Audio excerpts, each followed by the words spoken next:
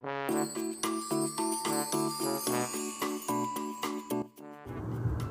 mikwano mbalamusizaako amanya gange nga nze Senga Phiphi.